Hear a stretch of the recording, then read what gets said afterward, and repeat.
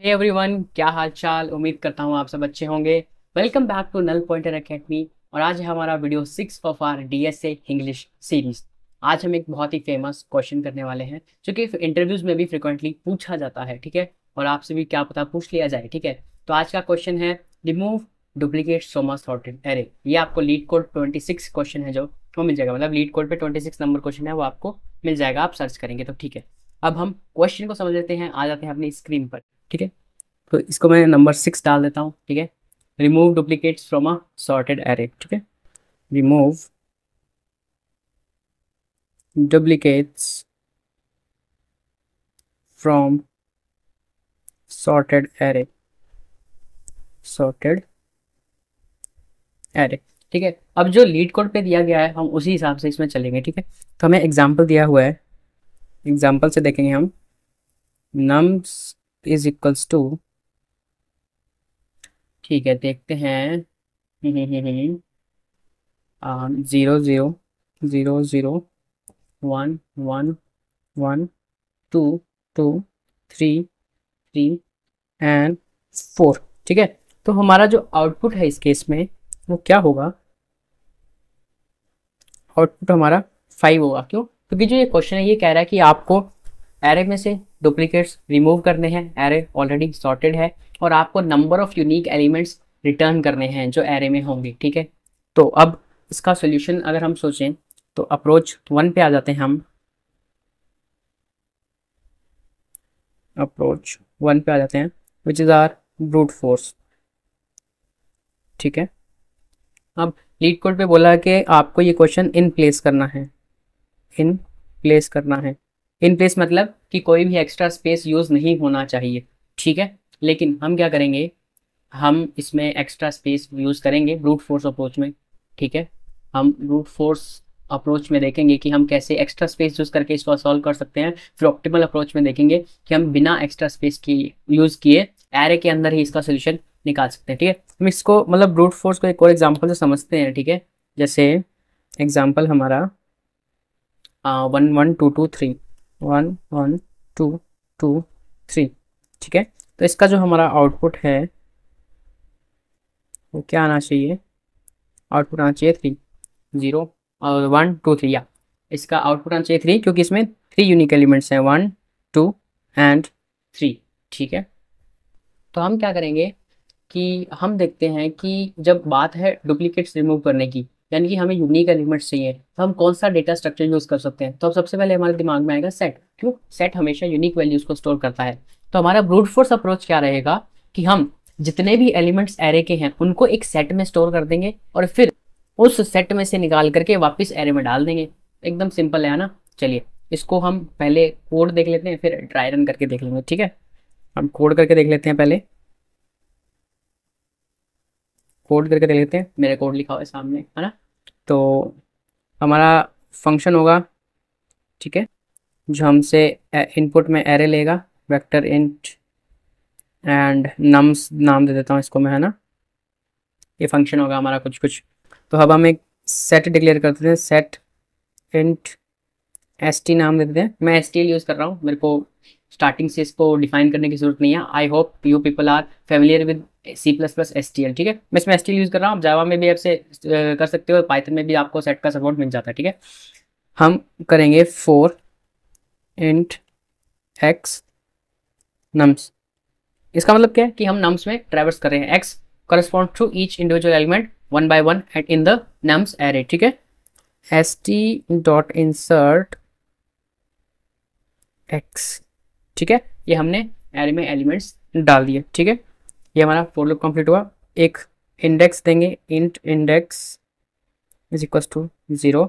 एक और लूप लगाएंगे, for int value in S T, ठीक है। अब ये सेट में ट्रैवर्स करेगा, ठीक है। ये लूप हमारा क्या करवाएगा, सेट में ट्रैवर्स करवाएगा हमें। तो nums of index is equals to value, और इंडेक्स को हम आगे बढ़ा देंगे, ठीक है। That's it. और हम क्या कर देंगे, रिटर्न इंडेक्स, ठीक है। रिटर्न इंडेक्स, ठीक है, कि हम हर बार इनपुट करने के बाद बढ़ाएंगे तो लास्ट में जो हमें नंबर ऑफ एलिमेंट्स मिलेगा वो number of elements in set के बराबर होगा, जो कि हमारा नंबर ऑफ यूनिक एलिमेंट्स के बराबर होगा। ठीक है, इसका ड्राई रन देख लेते हैं हम बढ़िया से, है ना। इसका हम ड्राई रन देख लेते हैं एक बार। छोटा एरे लेंगे, ठीक है, एक बार। तो 1 1 2 2 3 3 वाला ले लेते हैं, ठीक है। नम्स इज हेयर 1 1 2 2 3, ठीक है। और यहाँ पे हमने एक सेट इनिशियलाइज कर दिया, ठीक है। अब हमने जो ये वाला लूप लिखा है, इसको अगर हम जब चलाएंगे तो क्या होगा कि नम्स में ये 1 पे जाएगा, 1 आ जाएगा। अब ये 1 पे देखेगा, 1 तो ऑलरेडी है, ये 2 पे आ जाएगा, 2 आ गया, फिर 2 पे जाएगा, 2 सेट में ऑलरेडी है, ठीक है। तो 2 ऑलरेडी है तो ये 3 पे आ जाएगा और हमारा ये सेट आ गया, ठीक है। अब ये वाला लूप है वो कंप्लीट हो गया है, जो ये वाला लूप है ये कंप्लीट हो गया है। हम आएंगे अब नेक्स्ट लूप पे, ठीक है। नेक्स्ट लूप क्या करेगा, सेट के हर एक इंडेक्स पे जाएगा, वो जाएगा इस पे, ठीक है, वो जाएगा इस पे। मैं नम्स वाले जो है इसको मैं क्लियर कर देता हूँ। नम्स एरे को मैं फिर से लिख लेता हूँ, ठीक है। नम्स वाला एरे है हमारे पास 1 1 2 2 3, ठीक है। अब जो ये वाला सेकंड वाला फॉर लूप है, इसमें int value for every element of set, हम क्या देख रहे हैं, इंडेक्स की अभी वैल्यू 0 है, ठीक है। तो ये सेट में इंडेक्सिंग कैसे होती है, 0 1 2, ठीक है। और हमने देखा कि 0th इंडेक्स पे 1 है, ठीक है। सॉरी, सेट में इंडेक्सिंग 0 1 2 3 नहीं होती, I am really sorry, my bad. तो जो सेट में एलिमेंट्स पड़े हैं, ठीक है, हम उस पर आए। पहला एलिमेंट है 1, तो अब ये कह रहा है कि नम्स ऑफ इंडेक्स यानी नम्स ऑफ 0, अभी इंडेक्स की वैल्यू क्या है 0, तो नम्स ऑफ 0 हमारा क्या हो जाएगा 1, इसको हटा के ये 1 हो जाएगा, ठीक है। अब इंडेक्स को प्लस प्लस कर दिया, ठीक है, मतलब इंडेक्स की वैल्यू 1 हो गई। अब 1 हो गई तो मतलब यहाँ पे आ गया 1 2 3 4, ठीक है। अब कह रहा है कि अगली वैल्यू यानी कि ये यहाँ से हटके यहाँ आ जाएगा वैल्यू, ठीक है। अब 1 पे क्या स्टोर हो जाएगा 2, ठीक है, इंडेक्स की वैल्यू हो गई 2। अब इंडेक्स की वैल्यू 2 हो गई तो वहाँ पे ये सेट का नेक्स्ट एलिमेंट स्टोर हो जाएगा 3, और अब इंडेक्स प्लस प्लस हो जाएगा तो इंडेक्स की वैल्यू फाइनली क्या हो जाएगी 3, और यही हमारा आंसर है। क्लियर है, ड्राई रन क्लियर है, ओके गुड, ठीक है। अब इसमें प्रॉब्लम क्या है, हमारी जो टाइम कॉम्प्लेक्सिटी है इस सॉल्यूशन की, टाइम कॉम्प्लेक्सिटी है वो बिग ऑफ एन है। क्यों, क्योंकि एक फोर लूप यहाँ चल रहा है, एक फोर लूप यहाँ चल रहा है, तो बिग ऑफ 2n है, और हमको पता है हम कांस्टेंट इग्नोर कर देते हैं तो बिग ऑफ n ही रहेगी। लेकिन जो प्रॉब्लम है वो स्पेस कॉम्प्लेक्सिटी के साथ है। स्पेस कॉम्प्लेक्सिटी हमारी आएगी बिग ऑफ n। क्यों, क्योंकि हमने एक सेट डेटा स्ट्रक्चर यूज कर लिया एलिमेंट्स को स्टोर करने के लिए, और जबकि क्वेश्चन में हमें क्लियरली बोल रखा है कि हमें इन प्लेस सॉल्व करना है, मतलब कि हमें कोई भी एक्स्ट्रा स्पेस यूज नहीं करना है। तो चलिए चलते हैं अपनी ऑप्टिमल अप्रोच की तरफ। क्या होगा हमारा optimal approach two which is optimal, ठीक है। तो ऑप्टिमल अप्रोच करते हुए हमने एक छोटा सा ऑब्जर्वेशन देखना है कि जो एरे है वो हमें दे रखा है कि सॉर्टेड है, तो सॉर्टेड है इसका मतलब जो डुप्लीकेट्स है वो हमेशा एक साथ रहेंगे। फॉर एग्जाम्पल हमारे पास नम्स है, ठीक है, हम वो 0 0 वाला बड़ा एग्जाम्पल लेंगे अब, ठीक है। Where is that example, yes 0 0 1 1 1 2 2 3 3 and 4। तो आप देख सकते हैं कि जो डुप्लीकेट्स हैं वो हमेशा साथ में आ रहे हैं, जैसे सारे 0 एक साथ हैं, फिर सारे 1 एक साथ हैं, फिर सारे 2 एक साथ हैं, फिर सारे 3 एक साथ हैं। तो यही हमारा ऑब्जर्वेशन है, ठीक है, यही हमारा ऑब्जर्वेशन है कि जो डुप्लीकेट्स हैं वो हमेशा साथ में आएंगे। तो हम इसी को यूज़ करके, ठीक है, उसको एलिमिनेट कर सकते हैं, ठीक है। तो हम इसमें क्या यूज़ करेंगे, 2 पॉइंटर यूज़ करेंगे, ठीक है। हम इसमें 2 पॉइंटर यूज़ करेंगे, ठीक है। मैं लिख देता हूँ 2 पॉइंटर। अब 2 पॉइंटर्स में हमारे पास एक आई पॉइंटर होगा, एक जे पॉइंटर होगा। आई पॉइंटर क्या करेगा, वही देखेगा कि यूनिक एलिमेंट्स कितने हैं, ठीक है। और जे क्या है, वो ये देखेगा कि एरे को ट्रैवर्स कैसे करना है, मतलब जो जे है वो एरे को ट्रैवर्स करेगा, ठीक है, क्लियर है।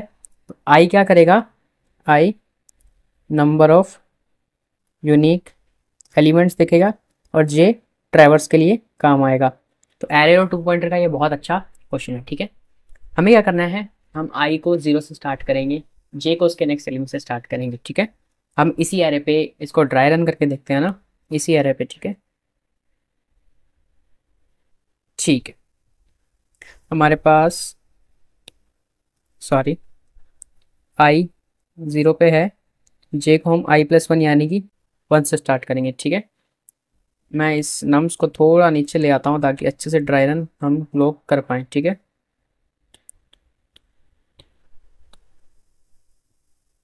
ठीक है। तो आई हमारा यहाँ है, जे हमारा यहाँ है। हम चेक करें कि क्या norms of I and nums of J बराबर हैं। हम कहेंगे हाँ, अगर बराबर हैं तो हम क्या करेंगे, सिंपली जे को आगे बढ़ा देंगे। ठीक है, बिल्कुल बढ़िया। जे की वैल्यू हो गई 2। मैं यहाँ पे इंडेक्सिंग भी लिख लेता हूँ, 0 1 2 3 4 5 6 7 8 9। ठीक है, जब तक हमें डुप्लीकेट एलिमेंट मिलेंगे तब तक हमें आगे बढ़ते जाना है, जे को आगे बढ़ाते जाना है। और जब यूनिक एलिमेंट मिलेगा तब हम क्या करेंगे, अब देखो J1 पे आया, क्या norms of I and nums of J बराबर है, नहीं। हम क्या करेंगे, हम आई को आगे बढ़ा देंगे और इसमें वैल्यू स्टोर कर देंगे हम नम्स ऑफ जे की। ठीक है, नम्स ऑफ जे की, तो यहाँ क्या स्टोर हो जाएगा, यहाँ 1 स्टोर हो जाएगा। ठीक है, यहाँ 1 स्टोर हो जाएगा। उसके बाद आई आ गया फर्स्ट इंडेक्स पे, आई आ गया फर्स्ट इंडेक्स पे, अब जे आ गया थर्ड इंडेक्स पे। ठीक है, अब क्या norms of I and nums of J बराबर हैं, हाँ बराबर है, तो हम जे को बढ़ा देंगे। जे हो गया 3 हुआ, फिर 4 हुआ। ठीक है, अब nums of 1 and nums of 4 check होगा, क्या ये बराबर है, नहीं बराबर है, हाँ, तो हम सिर्फ जे को बढ़ाएंगे। जे आ गया 5 पे। Nums of 1 and nums of 5 क्या ये बराबर है, नहीं अलग है, तो हम आई को आगे बढ़ाएंगे। आई आ जाएगा थर्ड सेकेंड इंडेक्स पे। ठीक है, और यहाँ वैल्यू स्टोर हो जाएगी 1 की जगह 2।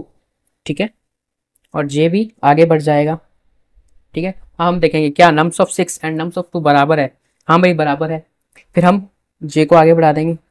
ठीक है, जे आ गया सेवन्थ इंडेक्स पे, क्या norms of 2 and nums of 7 बराबर है, नहीं बराबर नहीं है, तो हम क्या करेंगे, आई को आगे बढ़ाएंगे और यहाँ पे वैल्यू अपडेट कर देंगे 3। ठीक है, आई की वैल्यू हो गई 3, थर्ड इंडेक्स पे आ गया। ठीक है, हम देखेंगे क्या नम्स ऑफ 8 यानी कि norms of J and nums of I क्या बराबर है, हाँ बराबर है, जे को आगे बढ़ा दो, जे को आगे बढ़ा दिया, क्या बराबर है, नहीं अलग है, तो हम आई को आगे बढ़ाएंगे और वैल्यू अपडेट कर देंगे, अपडेट कर देंगे। ठीक है, तो हमारा फाइनल क्या दिखे, फाइनल रिजल्ट कुछ कैसा दिखेगा। आई नो यहाँ पे बहुत मैस हो गया, बट आप अगर ध्यान से सुनोगे तो आपको ज़रूर समझ आया होगा। हमारा जो फाइनल रिजल्ट है वो कैसा हो गया, 0 1 2 3 4 और 0 1 2 3 4 5 6 7 8, ये हमारा नम्स है। और यहाँ पे हमारे खाली स्पेसेस बच गए, इनसे हमें मतलब भी नहीं है। ठीक है, और हमारा जो जे है, जो जे है वो यहाँ है और जो आई है वो यहाँ है। और हमारी डिमांड क्या थी कि हमें number of unique elements return करने, तो हम अगर i+1 रिटर्न कर दें तो हमारे नंबर ऑफ यूनिक एलिमेंट्स आ गए। एकदम बढ़िया, क्लियर है। आप इसको फिर से देखना और कुछ समझ नहीं आए तो you can let me know in the comment section. ठीक है, अब इसका कोड देख लेते हैं। एकदम सिंपल कोड है। हमारा फंक्शन होगा जो एक एरे को इनपुट लेगा, vector int and nums. Array का नाम कुछ भी हो सकता है, नम्स या कुछ भी है ना, ARR वट एवर, उससे फर्क नहीं पड़ता। डेटा स्ट्रक्चर क्या है इससे फर्क पड़ता है। ठीक है, और इंट n होगा हमारा nums dot size, you guys all know. ठीक है, इंट आई को रखेंगे हम 0 पे। ठीक है, अब हम लूप चलाएंगे for int J is equals to 1, J less than n, J plus plus. अब हम देखेंगे कि क्या डुप्लीकेट नहीं है। ठीक है, हम यही चेक करेंगे, हम यही चेक करेंगे कि इफ़, क्या बोलते हैं, if norms of J is not is equals to norms of I, यानी कि हमें यूनिक एलिमेंट मिल गया, तो हम क्या करेंगे, आई को आगे बढ़ा के फिर स्वैप करेंगे। ठीक है, आई को पहले आगे बढ़ाएंगे, ये क्या हुआ, ठीक है, हम आई को पहले आगे बढ़ाएंगे। ठीक है, क्योंकि एक एलिमेंट पिछला वाला रखना तो ज़रूरी है ना। ठीक है, और नम्स ऑफ आई में वैल्यू स्टोर कर देंगे नम्स ऑफ जे की। ठीक है, यहाँ पे इफ़ ख़त्म हुआ, फॉर लूप ख़त्म हुआ, और रिटर्न क्या कर देना है हमें, return i+1 which is number of unique elements. Clear है, और ड्राई रन हमने इसका देख लिया। टाइम कॉम्प्लेक्सिटी क्या हो जाएगी इसकी, time complexity it will be big of N, क्यों, क्योंकि हमने इसे एक सिंगल पास में एरे को ट्रेवर्स कर दिया और हमने सोल्यूशन निकाल दिया। स्पेस कॉम्प्लेक्सिटी क्या हो जाएगी, space complexity it will be big of 1। क्यों? क्योंकि हमने कोई भी एक्स्ट्रा डेटा स्ट्रक्चर यूज़ नहीं किया है। ठीक है, सो दिस वाज ओनली। ठीक है, तो चलिए अब अपनी स्क्रीन पे आ जाते हैं और इसको एक्चुअल में कोड करके देख लेते हैं। तो I will be initializing int n is equals to nums dot size. ठीक है, इंट i को इनिशियलाइज कर देंगे 0 से। लूप चलाएंगे for int j is equals to 1, j less than n, j plus plus. और अगर if nums of j is not equals to nums of i, तो हम क्या करेंगे, i को आगे बढ़ा देंगे एंड nums of i में nums of j की वैल्यू डाल देंगे और रिटर्न कर देंगे i प्लस 1। कंपाइल कर लेते हैं, क्या ये कंपाइल हो रहा है? यस, कंपाइल हो गया। इसको सबमिट करके देख लेते हैं। सबमिट भी हो गया with 100 bits. So this was all for today's lecture. तो मिलते हैं हम नेक्स्ट लेक्चर में, तब तक के लिए पढ़ते रहिए, मस्त रहिए, हैव अ गुड डे।